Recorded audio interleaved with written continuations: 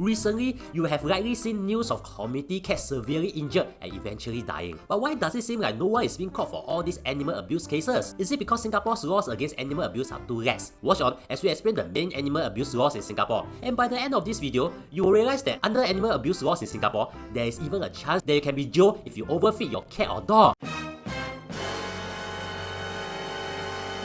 So, before anything, it's not your imagination. There have been, indeed, more reported cases of animal cruelty recently. You see, last year, the number of reports received by the SPCA for animal cruelty and welfare concerns was the highest in 12 years. Which leads to the question, are there laws to protect these animals?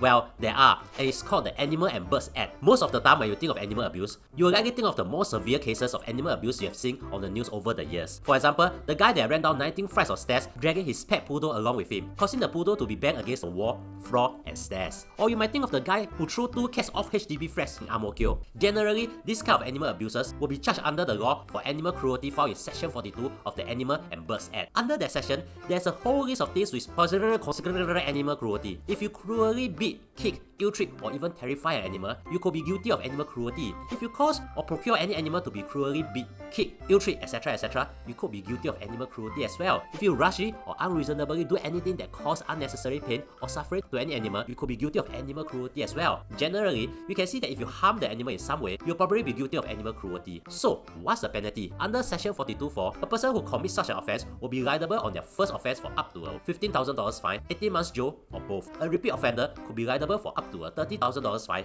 3 years imprisonment, or both. In other words, yes, despite what you might think, there is a law to protect animals, so you won't need to drag Louis Ng back to Parliament to propose new laws. It's actually all about whether we can find the person committing this offence. But do you know that if you are a pet owner, you are also responsible for the safety of your pet? If not, you might be charged. Yeah, I bet you didn't know that.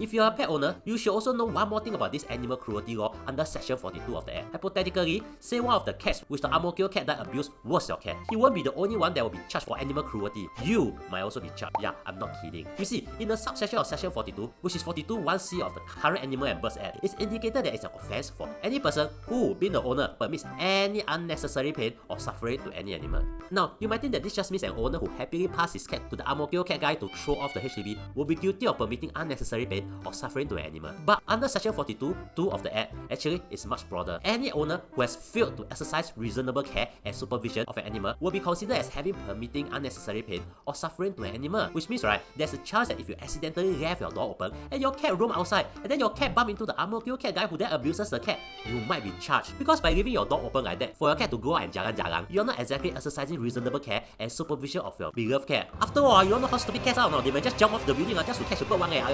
You cannot match your house or not. Yeah, so if you're not responsible, you might be guilty of a criminal offence as well. So it's possible that you might go to jail for this. Anyways, just so you know, this script is written by someone trained in law, so we didn't anyhow interpret it. That someone is ChatGPT. Haha, yeah, ChatGPT is my daughter, my lawyer, my wife. But I'm kidding.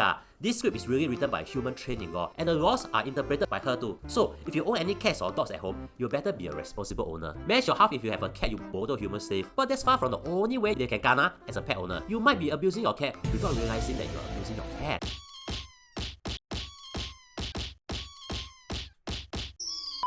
Sorry, we love money, so I need to insert an ad here. If not, I no food and then we'll lose my belly. For this video, we don't have a sponsor, so if anyone wants to buy an app slot like this, email us, link in profile, or guarantee views one. Also, download our app, cause we no sponsor for this video, so we sponsor ourselves. But this month no pay. If you are a pet owner, you should also know about Section 41(c) of the Animal and Birds Act as well, because you might be charged if you overfeed your cat or dog. Yeah, I also hope that I'm kidding.